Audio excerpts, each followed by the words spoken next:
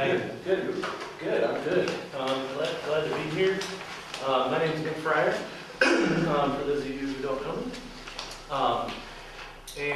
Just quick 5-minute intro, or less than 5 minutes on myself. I'm originally from Ohio, then I lived in Chicago for a long time, and then I moved up here to teach at MSUM, where I teach jazz studies and guitar, and really happy to be here.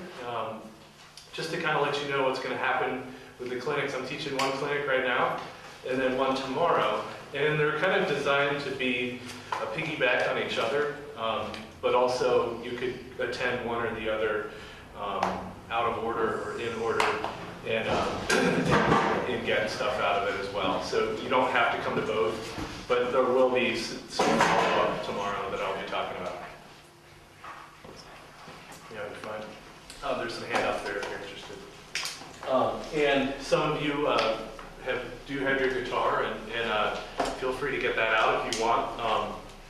Today I'm going to just play a little bit, and what I want to talk about is, well, the name of this clinic is solo guitar, solo jazz guitar, and it's not so much designed to teach you how to become a great solo jazz guitar performer, but more so how to practice by yourself and how to take some of the things that guitar players do, like scales and arpeggios and chords, and really apply them in a practical way. Because I think that's one of the downfalls of most students, including myself. I still consider myself a student. I'm learning every day more and more. The better I get, the more I learn, and the more I realize there is to learn. But the one thing you don't want to do is kind of spin your wheels in the practice room. You want to be able to, take the skills that you are working on and apply that to playing music. I think especially with like the fundamentals, like scales and chords and things like that, it's like, well, you got to learn how to put them together. And I have students who will, they'll practice scales and get all this stuff together, but then they don't really have a lot to play. They don't really play music with it. They don't really put it to use. So I'm going to kind of talk today about, I'm going to play a little bit, like I said, and then just talk about how to practice and how to put these things to use. But then I also, that's kind of the agenda, but then we can go any direction. If you have questions on anything related to jazz or guitar or something that I played or just something that you're thinking about, I encourage you to speak up, because then we can generate some conversation. And so, like I said, I thought I'd just play a little bit and then kind of go from there. All right, so here we go.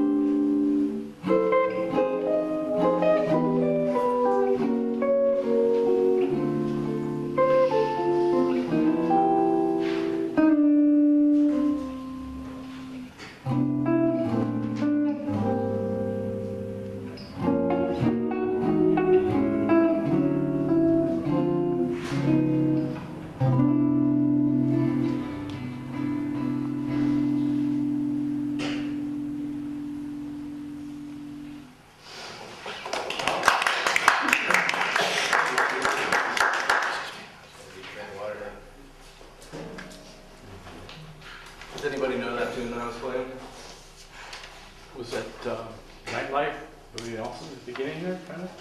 What was that, nightlife? Yeah, No, did it sound like that? a little bit. Cool. Parts of it. Yeah, well, it's all the same, right? It's all there's only 12 minutes, so eventually it all kind of sounds the same. Connor, there's some handouts if you want to hand out.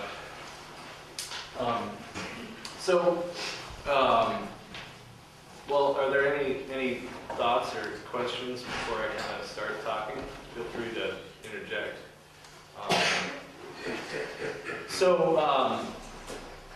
Just shout out. You don't have to raise your hand. We can be informal.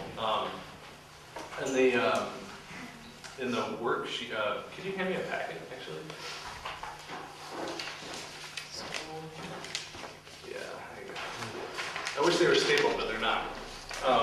But that's okay. So there's a bunch of stuff in here. All of this stuff I'm not necessarily going to talk about, but at some point I will. You can go to my website and stay in touch with me and ask me questions if you have questions on anything. But if you go to the back page, this lead sheet, Stairway to the Stars, that was the tune that I was playing. Well, one, I really love this song, but also I picked it for this clinic because it's got a lot of chords in it, and kind of covers all the quality of chords that you might be faced with in jazz. And I really like playing ballads to kind of talk about the things that I'm going to work on, that we're going to work on. So, again, the whole idea is how do we get scales and chords and arpeggios into a musical situation rather than just being kind of